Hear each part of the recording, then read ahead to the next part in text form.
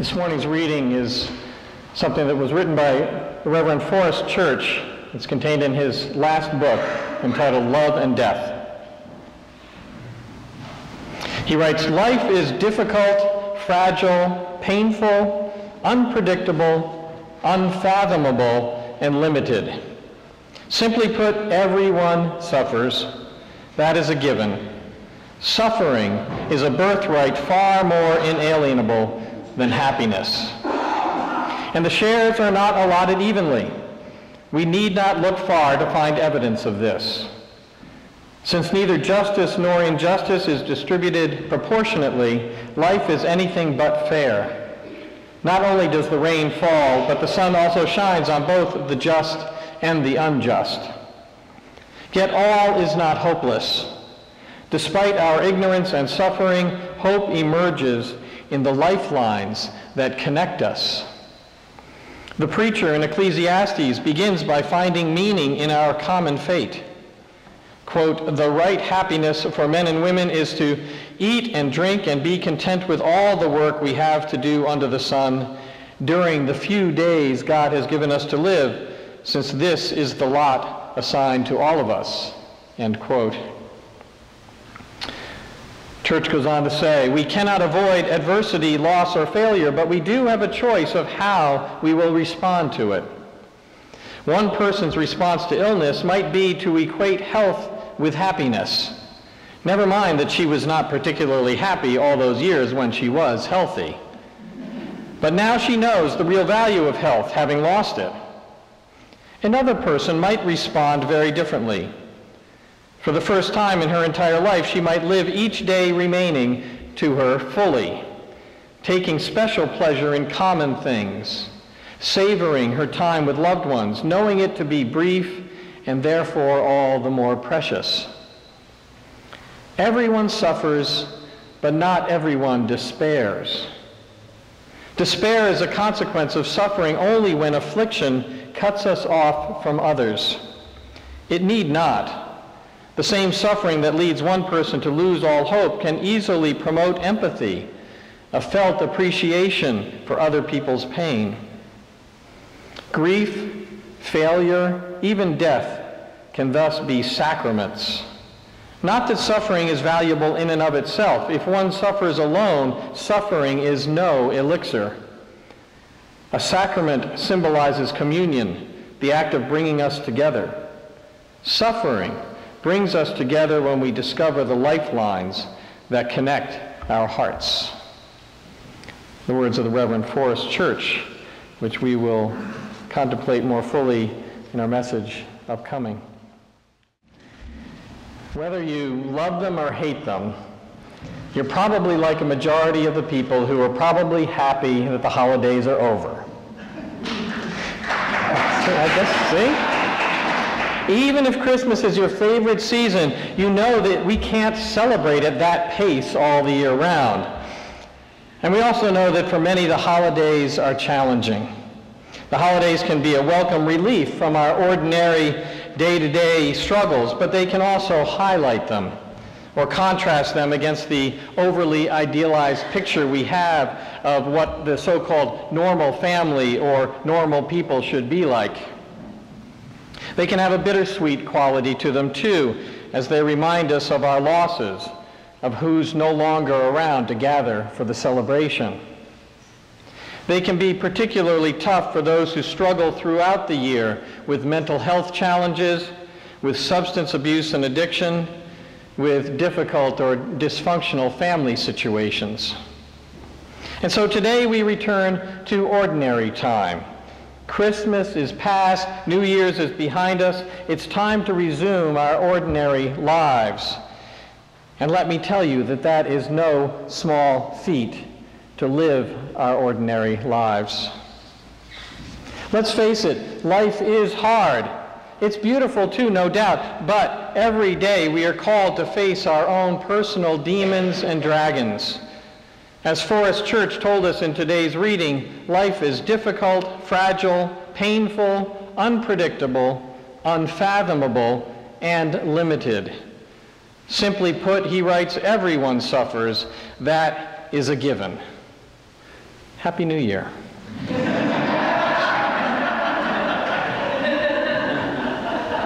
This is not news that life is hard. This is not news to any of us. It doesn't matter why this is or how to explain it. We can spend our lives asking, why me? Or why, God, is there so much suffering in the world? But these questions do nothing to change this reality. The only question that is at all productive to ask is, how do we respond? How do we respond when life is hard? How do we deal with life's tragedies, with its anxieties and fears? How do we face our demons and our dragons when they come to cross our path? This question, how do we respond, lies at the core of the 2001 novel and the recent movie, Life of Pi. Although it's not, this is not about facing demons and dragons, but tigers. One tiger, to be more specific. Briefly, Life of Pi tells the story of an Indian teenager named Pi Patel. Pi's family owns a zoo in India. And then, forced by circumstances to sell the zoo and move overseas, they pack up the animals, load them onto a freighter, and head to Canada, where the animals are to be sold and their new lives will begin. But along the way, the ship sinks in a violent storm in the middle of the Pacific Ocean, and Pi finds himself adrift in a lifeboat. But he's not alone. An injured zebra, an orangutan, and a hyena share the lifeboat with him. And then there's Richard Parker. Richard Parker is the name of the zoo's Bengal tiger.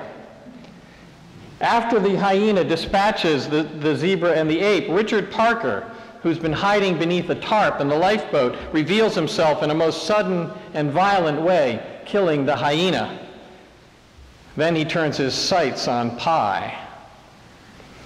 The bulk of the book and the movie take place on that small lifeboat as both Pi and Richard Parker struggle to survive. The story, Life of Pi, is an allegory for all of us and how we face the tigers in our own lives, how we respond to adversity and challenge, how we react in the face of unwanted news, unwelcome circumstances. And as Forrest Church said in today's reading, we cannot avoid adversity, loss, or failure, but we do have a choice as to how we respond. So that's what I want to focus on today, that choice about how we respond, as illustrated by the evolving relationship between Pi and Richard Parker. It tells us a lot about how we can respond or do respond to the tigers in our own lives. The first time Pi encounters Richard Parker is long before the shipwreck, back when they're still in India living at the zoo. Pi sneaks into the zookeeper's area behind the tiger's cage. He wants to see Richard Parker up close, so he takes a large piece of meat and he extends his hand through the bars of the cage, enticing the tiger, luring the tiger toward him. He's actually trying to feed the tiger. Just as the tiger is about to take the meat, and probably his arm along with it, Pi's father swoops in and grabs him away from the cage. Pi failed to see the tiger for the danger that he posed.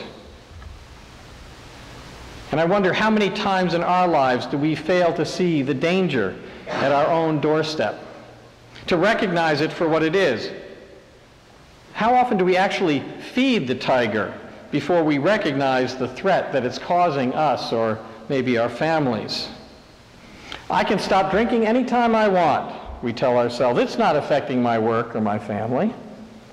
Or, I know my wife told me, I told my wife that I'd be home by dinner, but I just have these 3 more things I can get done at work today, so I'm just going to stay a little later, and it's not going to matter much.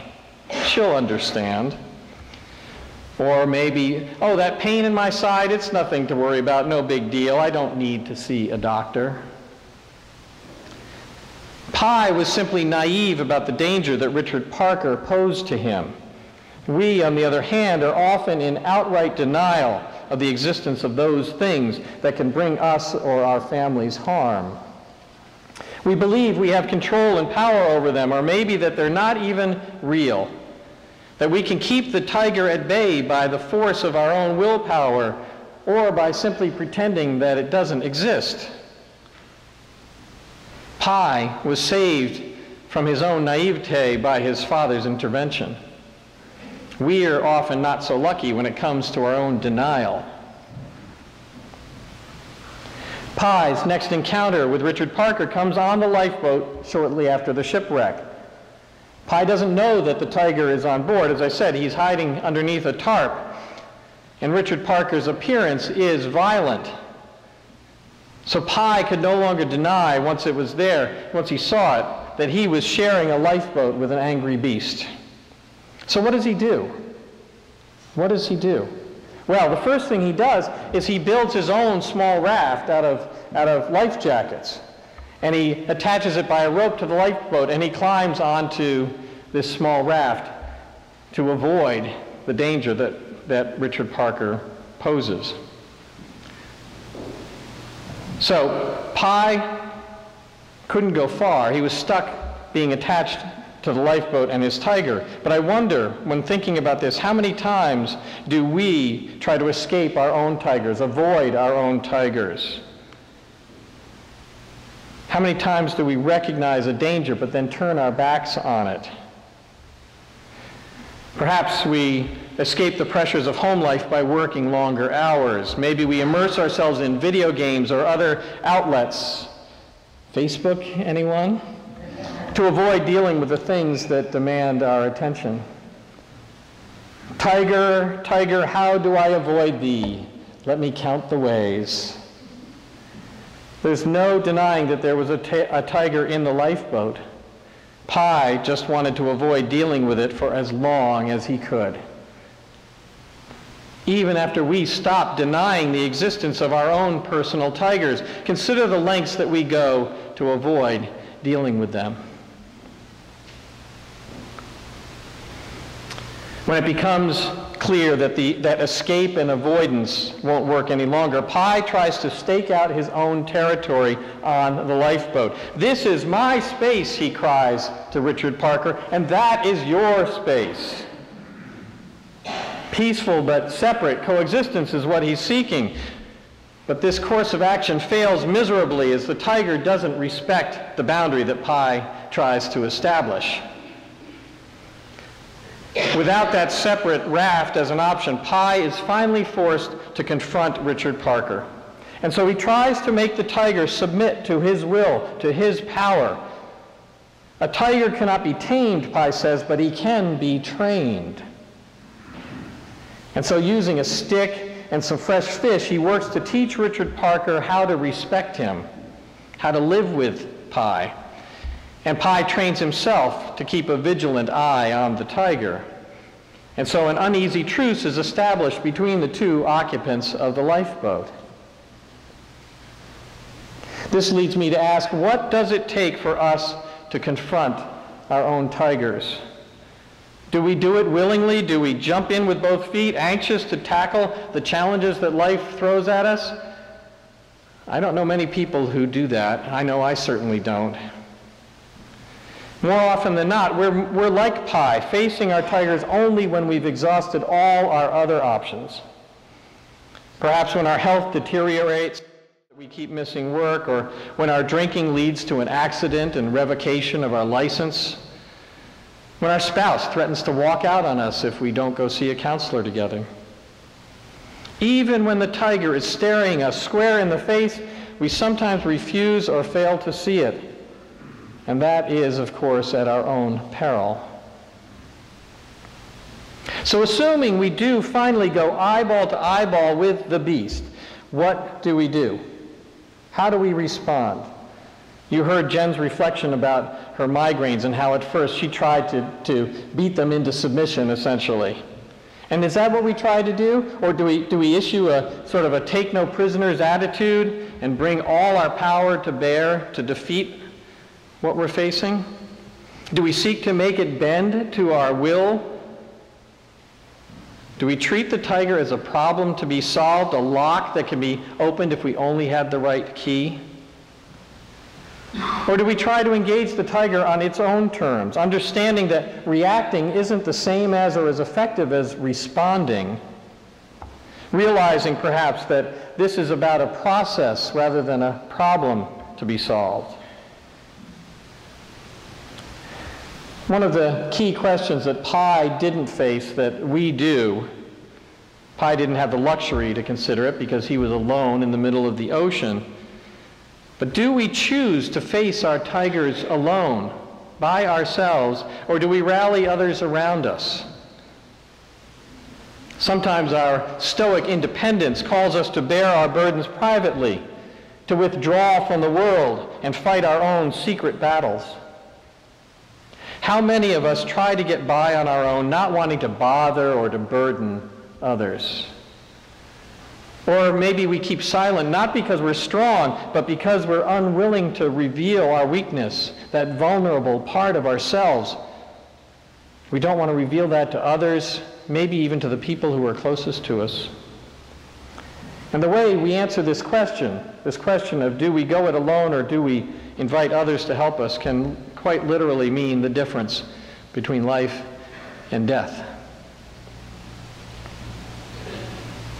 It won't spoil either the book or the movie for you to tell you that eventually Pi and Richard Parker become dependent on each other for their survival. And that's where this particular metaphor that I'm drawing out begins to break down.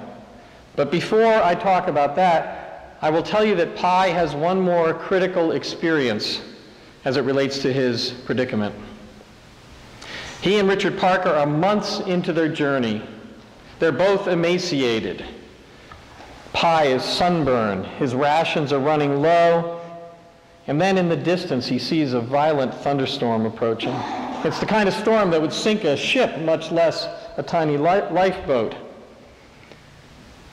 So in the midst of the raging storm, as both he and Richard Parker are getting beaten up by the storm, tossed around like rag dolls, Pi surrenders. He surrenders. He surrenders not to his shipmate, not to the tiger, but to God. He surrenders to God, and to use the language of the 12-step programs, in a moment of utter despair, he admits his powerlessness, and he turns himself over to the God of his understanding. From that day until his eventual rescue, he experiences a new calm, a kind of grace, both within himself and in his relationship with the tiger. And so this prompts me to ask, when we face our tigers, do we hold on tenaciously to our illusion of control, the thin veneer of our own capacity and capability and power? Do we try to keep a fierce grip on ourselves and our circumstances? Or are we prepared to admit that we can't navigate these waters alone? That there is a mysterious force out there that we may or may not call God, that is beyond our understanding, but which offers us a glimpse of hope, of refuge, of release, and perhaps even relief. When I think about that letting go, I think about how many times we have all had this experience that when we stop looking for something is when we find it. Have you had that experience? Or that when we can't recall a word or a name or something like that, when we finally stop trying to remember, it's when it pops into our heads? Letting go, seeking grace and guidance from the ultimate source of our being enables us to enter into a new relationship with the tigers that we face. And so Pi and Richard Parker, as I said, come to an unstated understanding. Pi comes to rely on the company that the tiger provides to hold on to his sanity. And Richard Parker becomes dependent on Pi's ability both to catch fish and to capture fresh rainwater. We cannot all build such a relationship with our own tigers, and in many cases, we shouldn't. Some of them need to be vanquished. I'm not suggesting that we befriend our tumors, for example. But in some cases, this is what it takes. We need to find ways to live with the members of our family that set us off. We need to learn to live with, properly treated, of course, to live with our mental illness or our addiction to alcohol or drugs or other destructive vices. They are going to be occupants of our lifeboats for the rest of our lives. Now, as I said, the metaphor of Pi's relationship with Richard Parker kind of breaks down at this point, but I think you get the idea. As I read Life of Pi some years ago and I revisited it through the movie, it brought to mind my own struggle with my own particular tiger some almost 20 years ago now. Depression, clinical depression was my tiger back then. And like Pi, at first I failed to see it. I failed to recognize it for what it was, for the danger that it posed to me and to my family. And then when I recognized it, I sought to avoid it. I didn't want to deal with it. I didn't want to deal with it. I denied it and the power it had over me. Then when it got worse and worse, when I couldn't avoid it any longer, I had no choice, I thought I could fight it off. I thought I had the power all by myself to beat this foe. But I sank deeper and deeper, and I realized that it was going to beat me unless I did two things. I had to acknowledge my powerlessness, and I had to turn to others for help. And although, as I say, that was nearly 20 years ago, to this day I still watch the edges of the forest lest that tiger emerge. So I know this isn't a happy New Year's message, but I think it's real, and I hope it's helpful. As we return to our everyday lives after the holidays, as we start a new year, I invite you to consider Pi Patel and Richard Parker, and your own lives as well. And I pray that we may all learn to recognize and to face our tigers when they appear. And to do that as best we can, knowing that we are not alone. We don't have to go it alone. This day and every day, I wish you peace. Amen.